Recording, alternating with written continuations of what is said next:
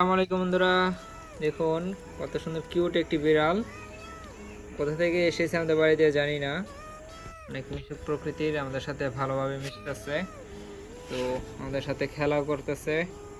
মনে হয় না এটাকে রাখতে পারবো, আম্মু রাখতে দেবে না। তবে কারো যদি লাগে দিয়ে দেবো। দেখুন কি সুন্দর কালার বিড়ালটা, কি সুন্দর। কারো লাগলে কমেন্ট করতে পারেন।